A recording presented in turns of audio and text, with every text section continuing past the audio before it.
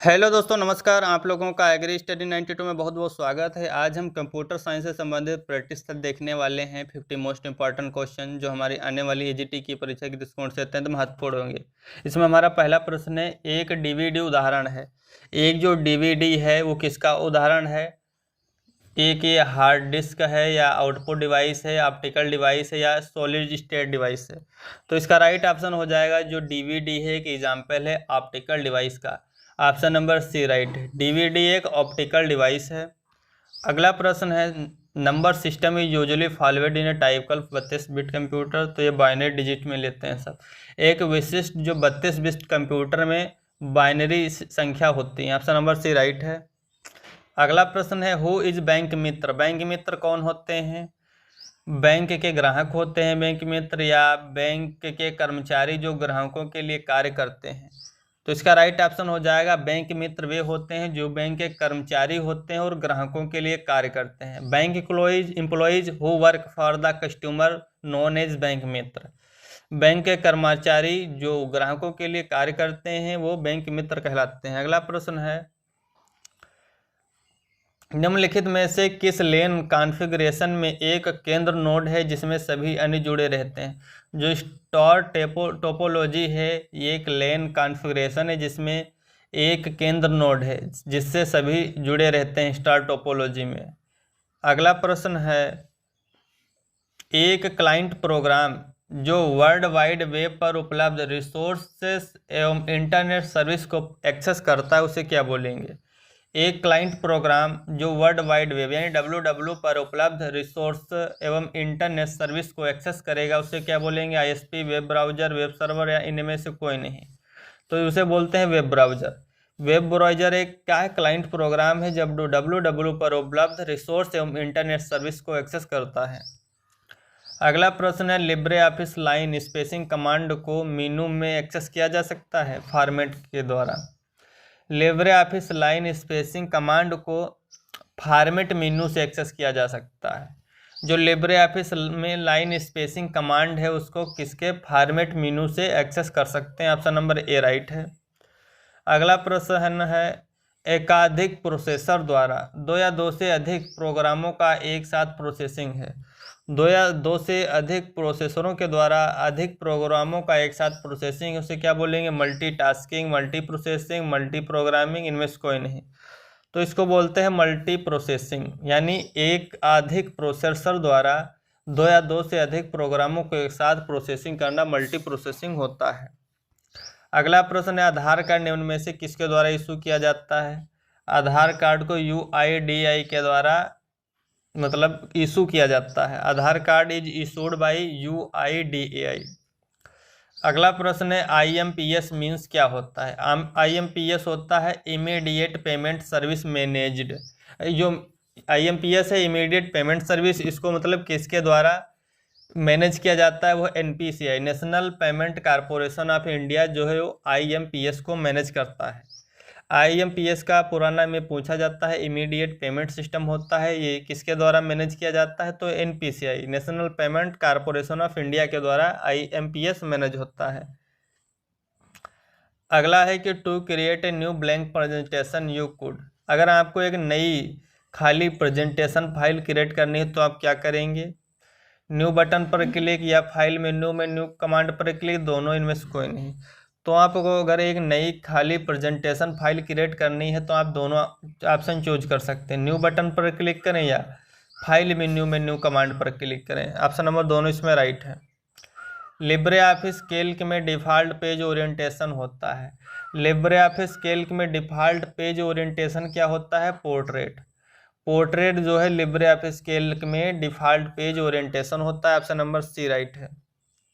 PMJDY के अंतर्गत कौन लोग अकाउंट खुलवा सकते हैं? प्रधानमंत्री जनधन योजना जो थी PMJDY, इसमें कौन से लोग अकाउंट खुलवा सकते हैं? 10 वर्ष से ऊपर की आयु के लोग, ये भी राइट है। केवल महिलाएं या घर के मुखिया, तो इसमें सभी राइट हैं। अगला प्रश्न है, HTTP uses stand port address. जो HTTP यानी हाइपर टेक्स्ट ट्रांसफ़र प्रोटोकॉल है वो कितने स्टैंडर्ड पोर्ट एड्रेस यूज करेगा? वो 80। जो हाइपर टेक्स्ट ट्रांसफ़र प्रोटोकॉल है वो उसके द्वारा 80 स्टैंडर्ड पोर्ट एड्रेस यूज किए जाते हैं। अगला प्रश्न है डेटा के 8 बिट को क्या बोलेंगे? डेटा के 8 बिट को बोलते हैं 1 बाइट। डेटा के 8 बिट को बोलते हैं 1 byte. Option number D right है। एक डिस्क का कंटेंट जिसे उसके निर्माण के समय रिकॉर्ड किया गया और इसे किसी यूजर द्वारा बदला या मिटाया नहीं जा सकता उसे बोलेंगे रीड ऑनली। एक डिस्क का कंटेंट जिसे उसके निर्माण के समय रिकॉर्ड किया गया और उसे किसी यूजर के द्वारा जो है बदला या मिटाया नहीं जा सकता उसे केवल रीड ऑनली बोलते हैं। ऑप्शन नंबर सी राइट है। अगला प्रश्न, निम्न में से कौन सा नेटवर्क डिवाइस जो लंबी संचार लाइन के साथ सिग्नल को मजबूत और प्रसारित करता है? कौन सा नेटवर्क डिवाइस है जो लंबी संचार लाइन के साथ सिग्नल को मजबूत और प्रसारित करेगा? मॉडेम, रिपीटर, राउटर या गेटवे? तो जो मॉडेम रिपीटर है वो नेटवर्क डिवाइस है जो लंबी संचार लाइन के साथ सिग्नल को मजबूत करता है, प्रसारित करता है। ऑप्शन नंबर बी राइट है। अगला प्रश्न है ISDN स्टैंड फॉर। ISDN का फुल फॉर्म क्या होता है? ISDN होता है integrated service digital network. ISDN का पूरा नाम इंटीग्रेटेड सर्विस डिजिटल नेटवर्क होता है। ऑप्शन नंबर इसमें डी राइट है। ISDN integrated service digital network होता है। ऑप्शन नंबर ये डी राइट है। अगला प्रश्न है कस्टम एनिमेशन टास्क पेन में slide show button slide show को प्रारंभ करता है। कस्टम एनिमेशन टास्क पेन में जो स्लाइड शो बटन है वो स्लाइड शो को प्रारंभ करेगा सेलेक्टेड स्लाइड से। ऑप्शन नंबर बी राइट है। कस्टम एनिमेशन टास्क पेन में जो स्लाइड शो बटन है स्लाइड शो को प्रारंभ करता है सेलेक्टेड स्लाइड से। अगला प्रश्न है जिप मीन्स होता है। जिप मीन्स होता है कि कंप्रेस्ड फाइल है। जिप का अर्थ होता है ये कंप्रेस्ड फाइल है। अगला प्रश्न है सेकेंडरी मेमोरी की तुलना में एक कंप्यूटर की प्राइमरी मेमोरी होती है। सेकेंडरी मेमोरी की तुलना में एक कंप्यूटर की जो प्राइमरी मेमोरी होती है बहुत फास्ट होती है। ऑप्शन नंबर सी राइट है। अगला प्रश्न है कि साइबर सेंसरशिप के खिलाफ विश्व दिवस मनाया जाता है। 12 मार्च को जो है साइबर सेंसरशिप के खिलाफ विश्व दिवस मनाया जाता है। ऑप्शन नंबर सी राइट है। साइबर सेंसरशिप के खिलाफ वर्ल्ड दिवस मनाया जाएगा 12 मार्च। अगला प्रश्न है simple mail transfer protocol electronic mail transfer के लिए कौन सी ट्रांसपोर्ट लेयर प्रोटोकॉल यूज करता है? TCP। जो सिंपल मेल ट्रांसफ़र प्रोटोकॉल है वो इलेक्ट्रॉनिक मेल ट्रांसफ़र के लिए TCP transport layer protocol use करता है। ऑप्शन नंबर ए राइट है। HTTP में एस का क्या अर्थ है? जो HTTP में एस लगा है लास्ट में उसका अर्थ है secure. Hyper text transfer protocol होता है जो इसमें लास्ट में एस है उसका मतलब होता है सिक्योर। अगला प्रश्न है ईमेल एड्रेस में @ सिंबल यूजर नेम से सर्विस प्रदाता को डोमेन नेम से अलग किया जाता है।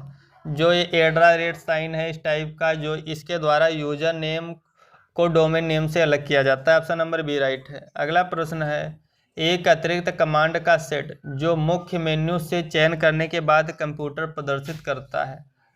एक जो अतिरिक्त कमांड का सेट है उसे बोलते हैं सब मेन्यू। सब मेन्यू एक अतिरिक्त कमांड का सेट है जो मुख्य मेन्यू से चयन करने के बाद कंप्यूटर प्रदर्शित करता है। अगला प्रश्न है इंडिया में क्रेडिट कौन कंट्रोल करेगा? तो ऑप्शन नंबर बी राइट है रिजर्व बैंक। इंडिया में जो क्रेडिट है वो रिजर्व बैंक ऑफ इंडिया के द्वारा कंट्रोल होता है। अगला प्रश्न है कि अधिकतम मात्रा में डेटा को स्टोर कर सकते हैं। अधिकतम मात्रा में डेटा को किस में स्टोर कर सकते हैं? Hard disk, floppy disk, magneto optical disk, compact disk. तो इसका राइट ऑप्शन हो जाएगा हार्ड डिस्क जो है इसमें अधिकतम मात्रा में डाटा को स्टोर कर सकते हैं। अगला प्रश्न है जो पर्सनल कंप्यूटर का व्यवसायीकरण प्रारंभ हुआ। जो PC कंप्यूटर थे उनका इंडस्ट्रियलाइजेशन जो IBM के द्वारा हुआ था व्यवसायीकरण। ऑप्शन नंबर बी ए राइट है। अगला प्रश्न है आप एक को छोड़कर सभी का उपयोग करके इम्प्रेस प्रेजेंटेशन ओपन कर सकते हैं। तो इसमें फाइल न्यू को छोड़कर आप सभी के द्वारा जो है कि इम्प्रेस प्रेजेंटेशन ओपन कर सकते हैं। कंट्रोल O से भी ओपन टूलबार पर क्लिक करके या ओपन पर क्लिक करके आप जो है इम्प्रेस में प्रेजेंटेशन ओपन कर सकते हैं। अगला प्रश्न है निम्न में से कौन सा नेटवर्क डिवाइस है जो पैकेट को अपने अंतिम डेस्टिनेशन की तरफ निर्देशित करता है? ये हो जाएगा राउटर। राउटर जो है पैकेट को अपने अंतिम डेस्टिनेशन की तरफ निर्देशित करेगा। अगला प्रश्न है स्लाइड का वह क्षेत्र जो टेक्स्ट होल्ड करता है।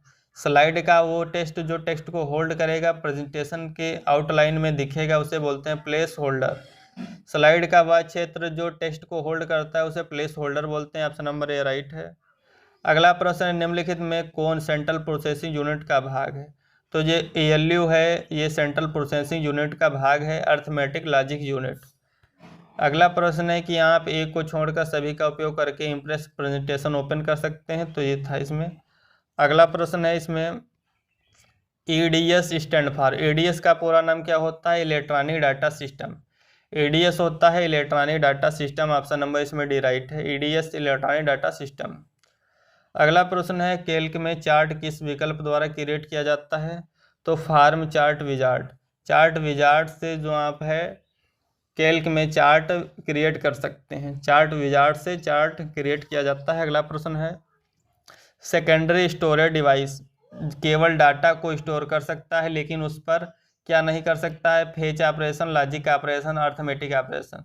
तो इनमें से उपरोक्त में से कोई नहीं, इस ऑप्शन नंबर डी राइट हो जाएगा। अगला प्रश्न है, कंप्यूटर के संयोजन के लिए कौन सा प्रिंटर इस्तेमाल किया जाता है? सूखे स्याही पाउडर का उपयोग करता है। कंप्यूटर के संयोजन के लिए कौन सा प्रिंटर इस्तेमाल किया जाता है जो सूखे स्याही पाउडर का उपयोग करता है? उसे बोलते हैं लेजर प्रिंटर। ऑप्शन नंबर इसमें डी राइट हो जाएगा, लेजर प्रिंटर उसे बोलते हैं जो सूखे स्याही पाउडर का यूज करता है।